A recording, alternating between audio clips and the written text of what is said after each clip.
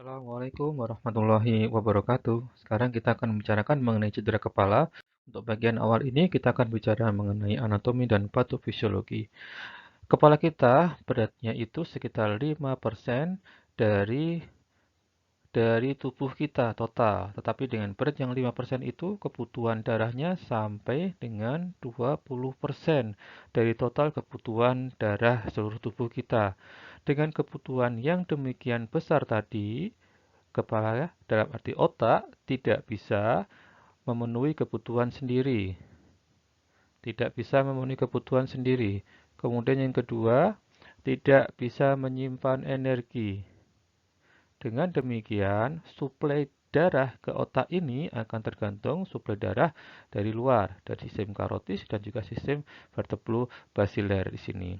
Karena itu, ketika suplai itu tadi berkurang atau habis, maka otak sangat terganggu kinerjanya. Padahal fungsi otak tadi sangat penting untuk kehidupan kita sehari-hari, untuk pengatur metabolisme, dan untuk irama sirkulasi harian yang penting untuk menunjang kehidupan kita. Karena itu, otak harus senantiasa dijaga aliran darahnya agar tetap lancar. Dan itu berkaitan dengan fungsi otak selama masa cedera kepala. Kemudian kita masuk ke anatomi dari otak kita atau kepala kita. Yang pertama, kita punya scalp, ya.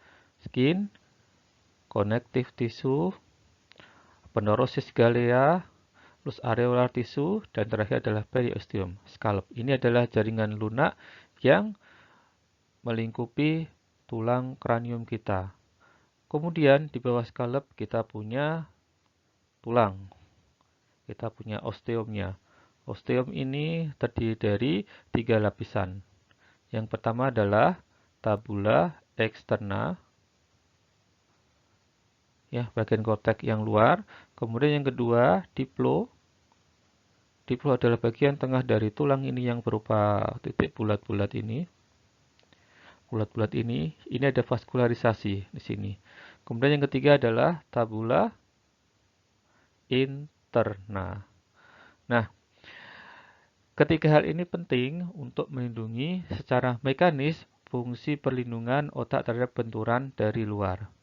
Kemudian di bawah tulang ini kita punya meningen, dura mater. Dura mater. Dura mater adalah sebagai ibu dari otak yang melindungi otak terhadap yang sifatnya mekanis ataupun benturan dan juga penetrasi terhadap otak dari metastase, misal dari tumor dan sebagainya. Kemudian di bawah dura mater, ya, kita punya arachnoid. Arachnoid. Nah, di bawah arachnoid ini nanti ada LCS. Ada LCS yang melingkupi seluruh permukaan otak. Di sini ada pia mater. Di antara arachnoid dan pia mater ini terdapat LCS. LCS ini berfungsi untuk melingkupi seluruh otak, melindungi otak secara mekanis terhadap benturan. Dengan adanya cairan, maka ketika ada benturan, maka benturan tadi akan diredam.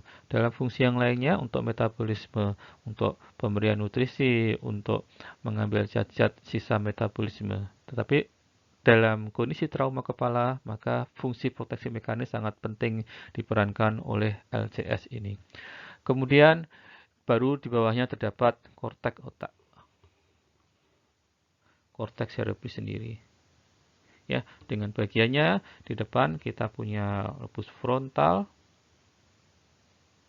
Di belakangnya kita punya parietal, dan di bagian paling belakang kita punya occipital. Dan ini terbagi jadi dua tempat, yaitu hemisfer kanan dan kiri.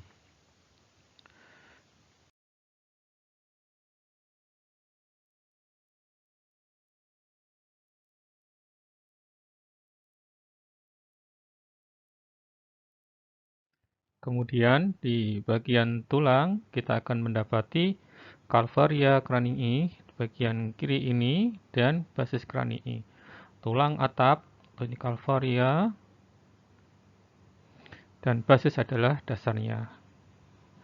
Untuk kalvaria ini kita punya tulang-tulang. Jadi untuk tulang di kepala itu bukan satu kesatuan, tetapi terdiri dari lempeng-lempeng tular. Yang paling depan kita punya os frontal, kemudian ada parietal di kanan dan kiri, dan occipital di belakang. Dan di samping bagian tulang yang paling tipis kita dapati dari basis krani ini, di sini ada bagian temporal. Nah, kemudian di antara kedua tulang tadi terdapat penyatuan atau sambungan, ya. Kemudian kita dapati di bagian antara frontal dan parietal kanan kiri kita punya sambungan atau sutura, ya, sutura koronaria. Nah, seperti sebuah mahkota dari kanan kiri. Kemudian ada sutura sagittalis yang memisahkan antara parietal kanan dan kiri. Dan di antara parietal occipital kita punya, kalau dari gambaran yang tepat seperti bentuk lambda seperti ini, maka dinamakan sebagai sutura lambdoidea. Dan dari basis krani kita akan mendapati pembagiannya menjadi 3 bagian atau 3 dasar, ya. Yang pertama di bagian depan adalah basis krani anterior. Batasnya dari os frontal tepian sampai dengan os sphenoid. Ini basis kranii anterior. Kemudian batasnya adalah os sphenoid. Kemudian di antara sphenoid dan ada tulang petrus. Kita punya basis kranii media. Dan di bagian posterior kita punya basis kranii yang posterior. Dan di basis kranii media ini kita punya sulcus. Ini adalah arteri meninggia media menempati sulcus arteri meninggia media yang pada kondisi trauma ini perlu kita pahami karena seringkali menjadi tempat terjadinya perdarahan epidural hematom yang nanti akan kita pelajari pada kesempatan berikutnya. Ya, terima kasih. Assalamualaikum warahmatullahi wabarakatuh.